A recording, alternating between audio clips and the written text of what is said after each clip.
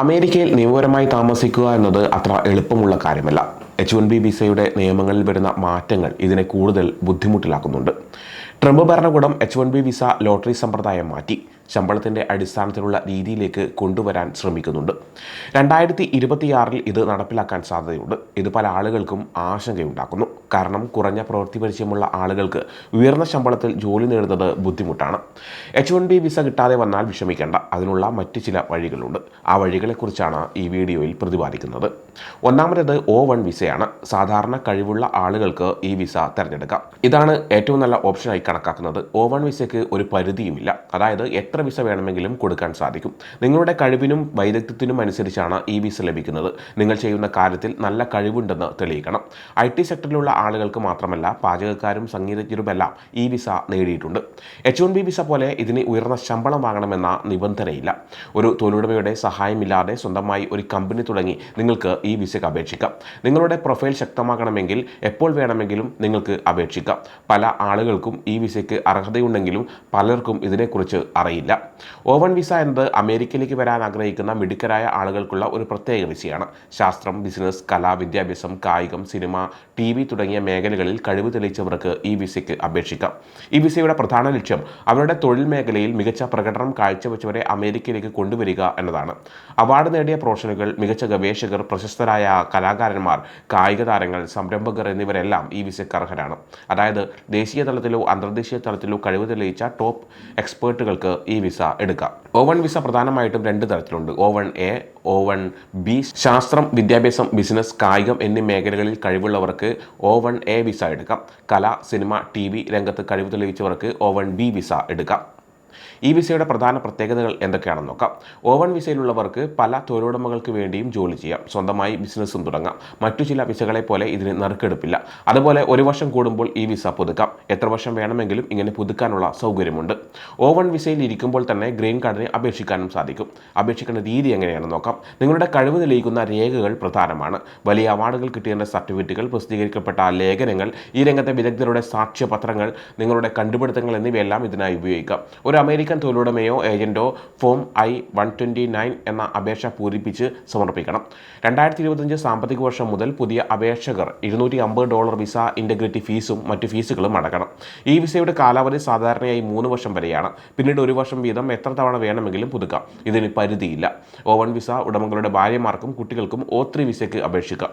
അമേരിക്കയിൽ താൽക്കാലികമായി ജോലി ചെയ്യാൻ ആഗ്രഹിക്കുന്ന മിടുക്കരായ ആളുകൾക്ക് O1 വിസ ഒരു നല്ല അവസരമാണ്. നിങ്ങളുടെ കഴിവുകൾക്ക് ഇവിടെ അംഗീകാരം ലഭിക്കും. രണ്ടാമത്തേത് EB-1A ഗ്രീൻ കാർഡാണ്. ഏറ്റവും വേഗത്തിൽ ലഭിക്കുന്ന എംപ്ലോയ്മെന്റ് ബേസ്ഡ് ഗ്രീൻ കാർഡാണിത്.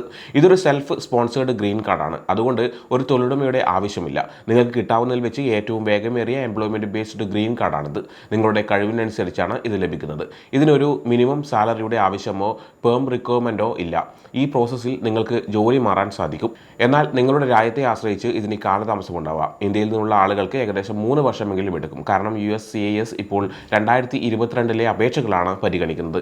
എന്നാൽ മറ്റ് രാജ്യങ്ങളിൽ നിന്നുള്ളവർക്ക്, ചൈന ഒഴികെയുള്ളവർക്ക് 1 വർഷത്തിനുള്ളിൽ ഈ ഗ്രീൻ കാർഡ് കിട്ടാൻ സാധ്യതയുണ്ട്. കാരണം ഇവിടെ അപേക്ഷകരുടെ നീണ്ട നിരയില്ല. നിങ്ങൾക്ക് EB-2 അല്ലെങ്കിൽ EB-3 അപേക്ഷയിൽ പഴയ പ്രിയോറിറ്റി ഡേറ്റ് ഉണ്ടെങ്കിൽ ഇത് വേഗത്തിൽ ലഭിക്കാൻ സാധ്യതയുണ്ട്. ഈ വിസ കിട്ടാൻ ചില കാര്യങ്ങൾ ശ്രദ്ധിക്കണം.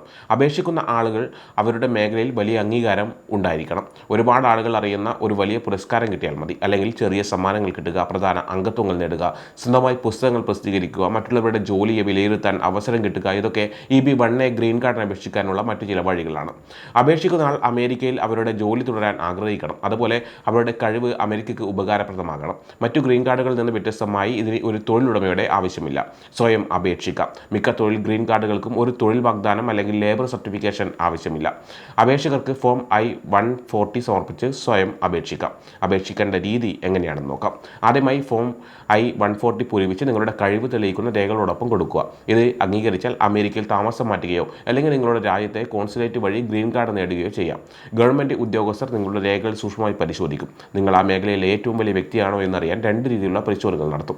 ആർക്കൊക്കെ അപേക്ഷിക്കാമെന്ന് നോക്കാം. ലോകമെമ്പാടുമുള്ള അല്ലെങ്കിൽ രാജ്യത്തെ മികച്ച ശാസ്ത്രജ്ഞർ, പ്രശസ്തരായ കലാകാരന്മാർ, മികച്ച കായിക താരങ്ങൾ, ബിസിനസ് രംഗത്തെ വിദഗ്ധർ അല്ലെങ്കിൽ കഴിവുറ്റ അധ്യാപകർ എന്നിവർക്ക് ഈ EB-1A ഗ്രീൻ കാർഡിന് അപേക്ഷിക്കാം. ചുരുക്കത്തിൽ പറഞ്ഞാൽ സ്വന്തം കഴിവ് കൊണ്ട് ലോകമറിയുന്ന ആർക്കും ഈ വിസയ്ക്ക് അപേക്ഷിക്കാം. മറ്റൊന്ന് F1 ഓപ്ഷൻ ആണ്. ഇത് ഒരു അവസാനത്തെ ആശ്രയം ആശ്രയം മാത്രമാണ്. ഇതാണ് ഏറ്റവും മോശം ഓപ്ഷനായി കണക്കാക്കുന്നത്. സാധ്യമെങ്കിൽ ഇത് ഒഴിവാക്കാൻ ശ്രമിക്കുക. ഇതിലൊരു യൂണിവേഴ്സിറ്റിയിൽ ഒരു ഡിഗ്രിക്ക് ചേരുകയോ അല്ലെങ്കിൽ Day 1 CPT പ്രോഗ്രാം ഉപയോഗിക്കുകയോ ചെയ്യാം. Day 1 CPTയിൽ നിങ്ങൾക്ക് പഠനത്തോടൊപ്പം ഫുൾ ടൈം ജോലി ചെയ്യാനും സാധിക്കും. ആഴ്ചയിൽ ഒരിക്കൽ മാത്രം ക്ലാസ്സിൽ പോയാൽ മതിയാകും. O1 അല്ലെങ്കിൽ EB1A പോലുള്ള മറ്റു വഴികൾ തേടുന്ന സമയത്ത് അമേരിക്കയിൽ തങ്ങാൻ ഇത് നിങ്ങളെ സഹായിക്കും. ഇതൊരു നല്ല ഓപ്ഷനല്ല, ഇത് ഒരു ഗ്രേ ഏരിയയായാണ് കണക്കാക്കുന്നത്. USCISുമായി ബന്ധപ്പെട്ട മറ്റ് അപേക്ഷകളിൽ ഇത് പ്രശ്നങ്ങൾ ഉണ്ടാക്കാം. Day 1 CPT നൽകുന്ന സ്കൂൾസ് മിക്കവാറും Tier 3 സ്കൂൾസ് ആയിരിക്കും. ആളുകൾ അമേരിക്കയിൽ താമസിക്കാൻ വേണ്ടി മാത്രം തിരഞ്ഞെടുക്കുന്നതുകൊണ്ട് ഇത് നിങ്ങളുടെ റെസ്യൂമിന് അത്ര നല്ലതായിരിക്കില്ല. ഇത് വളരെ ചിലവേറിയതുമാണ്. OPTയുടെ പ്രധാന ലക്ഷ്യങ്ങൾ എന്തൊക്കെയാണെന്ന് നോക്കാം. F1 വിസയിലുള്ള വിദ്യാർത്ഥികൾക്ക് അവരുടെ പഠനവുമായി ബന്ധപ്പെട്ട ഏതെങ്കിലും US കമ്പനിയിൽ ജോലി ചെയ്യാനുള്ള അവസരം നൽകുന്ന ഒരു രീതിയാണ് OPT. അതായത് ഓപ്ഷണൽ പ്രാക്ടിക്കൽ ട്രെയിനിങ് എന്നത് F1 വിദ്യാർത്ഥികൾക്ക് അവരുടെ പ്രധാന പഠന വിഷയവുമായി ബന്ധപ്പെട്ട ജോലി ഏതെങ്കിലും US തൊഴിൽദാതാക്കളുടെ കീഴിൽ ചെയ്യാനുള്ള അവസരമാണ്. പഠിക്കുമ്പോൾ തന്നെ OPT ചെയ്യാൻ സാധിക്കും. പഠനം കഴിഞ്ഞും OPT ചെയ്യാൻ അവസരമുണ്ട്. പല വിദ്യാർത്ഥികളും പഠനം കഴിഞ്ഞാണ് ഈ അവസരം ഉപയോഗപ്പെടുത്തുന്നത്. കാരണം പഠിച്ച വിഷയത്തിൽ കൂടുതൽ പ്രായോഗിക പരിചയം നേടാൻ ഇത് സഹായിക്കും. OPTക്ക് എന്തൊക്കെ യോഗ്യതകൾ വേണമെന്ന് നോക്കാം. F1 വിസയിലുള്ള ഒരു വിദ്യാർത്ഥി കുറഞ്ഞത് 1 വർഷമെങ്കിലും ഫുൾ ടൈമായി പഠിച്ചിരിക്കണം. ഓരോ അക്കാദമിക് ലെവലിലും സാധാരണയായി 12 മാസം വരെയാണ് OPTയുടെ കാലാവധി. സ്ട്രീം വിഷയങ്ങളിൽ ബിരുദം നേടിയവർക്ക് 24 മാസത്തേക്ക് സ്ട്രീം OPT എക്സ്റ്റൻഷൻ എടുക്കാം. അങ്ങനെ മൊത്തം 36 മാസം വരെ OPT ചെയ്യാൻ സാധിക്കും. OPTയുടെ പ്രധാന പ്രത്യേകതകൾ എന്തൊക്കെയാണെന്ന് നോക്കാം. OPTക്ക് അപേക്ഷിക്കാൻ ഒരു ജോലി വാഗ്ദാനം, അതായത് ജോബ് ഓഫർ നിർബന്ധമില്ല. ചെയ്യുന്ന ജോലി വിദ്യാർത്ഥിയുടെ പഠന മേഖലയുമായി ബന്ധപ്പെട്ടതായിരിക്കണം. OPT കാലയളവിൽ 90 ദിവസത്തിൽ കൂടുതൽ തൊഴിലില്ലാതെ ഇരിക്കാൻ പാടില്ല. USCIS ആണ് OPTക്ക് അനുമതി നൽകുന്നത്. അതിനു മുമ്പ് DSO, അതായത് ഡെസിഗ്നേറ്റഡ് സ്കൂൾ ഓഫീഷ്യൽ ശുപാർശ ചെയ്യണം. അതുകൊണ്ട് F1 OPT എന്നത് അന്താരാഷ്ട്ര വിദ്യാർത്ഥികൾക്ക് അവരുടെ പഠനത്തോടൊപ്പം അമേരിക്കയിൽ വിലയേറിയ തൊഴിൽ പരിചയം നേടാനുള്ള മികച്ച അവസരമാണ്. ഇത് അവരുടെ ഭാവിക്ക് ഒരു മുതൽക്കൂട്ടാകും. O1, EB1A എന്നിവയാണ് പൊതുവെ നല്ല ഓപ്ഷൻസ്. നിങ്ങൾ അറിയാതെ തന്നെ ഇതിന് അർഹരായേക്കാം. H1B വിസ കിട്ടാത്തതുകൊണ്ട് ഇനി അമേരിക്കയിൽ താമസിക്കാൻ പറ്റില്ലെന്നാലോചിച്ച് ടെൻഷൻ അടിക്കേണ്ട. ഇതിൽ നിന്നെല്ലാം പല വഴികളുമുണ്ട്. നിങ്ങളുടെ കഴിവിനനുസരിച്ച് നിങ്ങൾക്ക് അവിടെ ജീവിക്കാം. അതിന് കുറച്ചൊന്ന് മെനക്കെടണമെന്ന് മാത്രം. ഈ ഓപ്ഷൻസ് എല്ലാം പരീക്ഷിച്ചിട്ടും ശരിയായില്ലെങ്കിൽ നാട്ടിലേക്ക് പോരുന്നതാണ് നല്ലത്. കാരണം നമുക്ക് ജീവിക്കാൻ ഒരു സ്ഥലമുണ്ടാവണം. എല്ലാത്തിനും ഉപരി നമ്മുടെ മാനസികാരോഗ്യം പ്രധാനമാണ്. അമേരിക്കയിൽ കുടിയേറാൻ ശ്രമിക്കുന്നവർക്ക് ഈ വിവരങ്ങൾ ഉപകാരപ്പെടുമെന്ന് വിശ്വസിക്കുന്നു. കൂടുതൽ വിവരങ്ങൾ ആവശ്യമെങ്കിൽ നിങ്ങൾക്ക് ഇമിഗ്രേഷൻ അറ്റോർണിയെ സമീപിക്കാവുന്നതാണ്. സമയം മലയാളം വാർത്തകൾ ഇനി ടൈംസ് ഓഫ് ഇന്ത്യ സൂപ്പർ ആപ്പിലും. ഇതിനായി പ്ലേ സ്റ്റോറിൽ നിന്നോ ആപ്പ് സ്റ്റോറിൽ നിന്നോ times of India app install ചെയ്യൂ. മലയാളം ഭാഷ തിരഞ്ഞെടുക്കൂ. വാർത്തകൾ ആസ്വദിക്കാം. എല്ലാം ഇനി സമയത്തിൽ.